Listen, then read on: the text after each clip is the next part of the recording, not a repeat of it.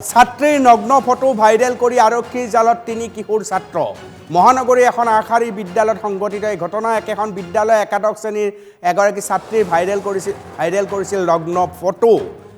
আমাৰ সতীৰ্থ প্ৰাঞ্জলে এই সম্পৰ্কীয় সবিশেষ খবৰ আনিছিল মই ফোন লাইনত প্ৰাঞ্জলৰ সৈতে সংযোগ হ'ম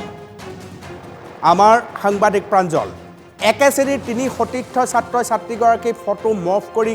কৰিছিল ভাইৰেল ঘটনা সন্দৰ্ভত আৰক্ষী থানাত এজাহাৰ দাখিল কৰিছিল বিদ্যালয় প্ৰধান শিক্ষকৰ এজাহাৰ ভিত্তিত তিনি ছাত্ৰক গ্ৰেপ্তাৰ আৰক্ষীৰ ধৃত তিনি কিশোৰ ছাত্ৰক বকৰ জুভেইনাইল গৃহলৈ প্ৰেৰণ আৰক্ষীৰ ঘটনাক লৈ বিদ্যালয়খনত সৃষ্টি হৈছে তীব্ৰ প্ৰতিক্ৰিয়াৰ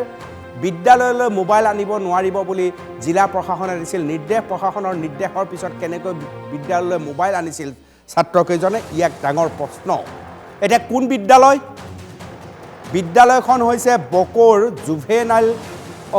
জুভেনাইল গৃহলৈ তিনি কিশোৰ ছাত্ৰক ইতিমধ্যে প্ৰেৰণ কৰা হৈছে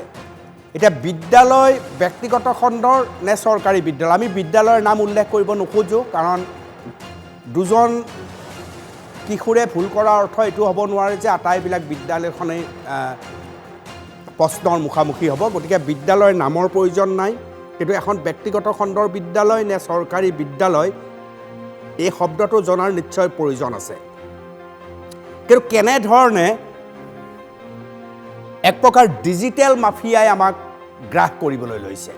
আপুনি অভিভাৱক মই অভিভাৱক আপোনাৰ মোৰ চকুৰ সন্মুখত এই ধৰণৰ নহ'ব লগা ঘটনা যেতিয়া সংঘটিত হয় নিশ্চিতভাৱে আপুনিও আপোনাৰ সন্তানটোক লৈ চিন্তিত হ'ব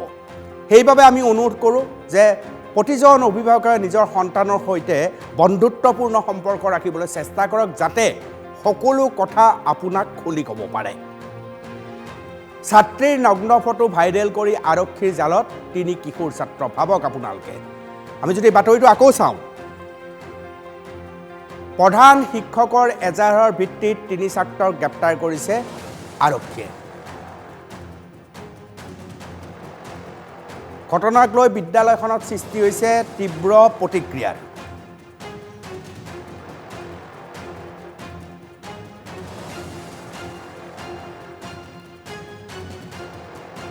এই সম্পৰ্কত আমাৰ সতীৰ্থ প্ৰাঞ্জল উপস্থিত আছে মোৰ সৈতে ফোন লাইনত প্ৰাঞ্জল মই বিদ্যালয়খনৰ নাম জানিব নোখোজিম কাৰণ প্ৰচাৰ কৰাটো উচিত নহয় কিন্তু ব্যক্তিগত খণ্ড নে চৰকাৰী বিদ্যালয় সেয়া তোমাৰ পৰা জানিব খুজিম আৰু এই সমগ্ৰ ঘটনা সম্পৰ্কত আৰক্ষীয়ে কি মত দিছে প্ৰাঞ্জল যি এগৰাকী ছাত্ৰী নগ্ন ফটো ভাইৰেল কৰিছিলে এই তিনিজন ছাত্ৰই আচলতে কিশোৰ ছাত্ৰ সেইবাবে আমি ভিজুৱেল ইতিমধ্যে দেখাব পৰা নাই যিহেতু কিশোৰ হয় তেওঁলোক আৰু মহানগৰীৰ এখন আগশাৰী বিদ্যালয়ত এই ঘটনাটো সংঘটিত হৈছে ব্যক্তিগত খণ্ডৰ আৰু সেই বিদ্যালয়ৰ একাদশ শ্ৰেণীৰ তিনি ছাত্ৰই সেই একে শ্ৰেণীৰে এগৰাকী ছাত্ৰীৰ ফটো মৰ্ফ কৰি ভাইৰেল কৰিছিল তেওঁলোকে আৰু ব্যক্তিগত খণ্ড নে চৰকাৰী বিদ্যালয় আমাৰ হাতত এতিয়া যিটো তথ্য পৰিছে সেই তথ্য মতে ব্যক্তিগত খণ্ড বুলি আমি জানিব পাৰিছো আৰু ইতিমধ্যে প্ৰধান শিক্ষকগৰাকীয়ে এই সমগ্ৰ ঘটনাটো সন্দৰ্ভত এজাহাৰ দাখিল কৰিছিল পল্টন বজাৰ থানাত আৰু পল্টন বজাৰ থানাত এই এজাহাৰৰ ভিত্তিতে আৰক্ষীয়ে 397/24 নম্বৰ এক গোচৰ ৰুজু কৰি 67 IT এক্ট অনুসৰি পস্কো আইনৰ ধাৰাত এই তিনি কিশোৰক আচলতে গ্ৰেপ্তাৰ কৰিছে আৰু তেওঁলোকক জুভেনাইল গৃহলৈ প্ৰেৰণ কৰিছে আৰু দেখা গৈছে যে শেহতীয়াকৈ কামৰূপ মেট্ৰ'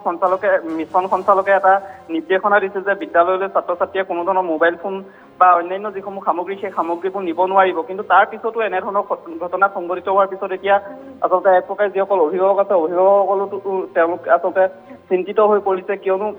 এই যি ঘটনা ফটো মৰ্ফ কৰাটো কোনো আচলতে সাধাৰণ ঘটনা নহয় এই যি ঘটনা সংঘটিত হ'ল এই ঘটনাটোৱে আচলতে বিভিন্ন যি দিশ সেই দিশসমূহ উদঙাই দিছে কেনেদৰে আচলতে মোবাইল নিবও পাৰিলে বা কেনেদৰে এই ফটো মৰ্ফ কৰিব পাৰিলে সেই বিভিন্ন ধৰণৰ আচলতে দিশ উদঙাই দিছে আৰু এই আটাইকেইজন আচলতে কিশোৰ হোৱাৰ বাবে তেওঁলোকক ইতিমধ্যে জুভেনাইল গৃহলৈ তেওঁলোকক প্ৰেৰণ কৰা হৈছে অনুপম চক্ৰৱৰ্তী নিশ্চিতভাৱে একাদশ শ্ৰেণীত পঢ়ি আছে গতিকে কিশোৰ তেওঁলোক গতিকে কিশোৰ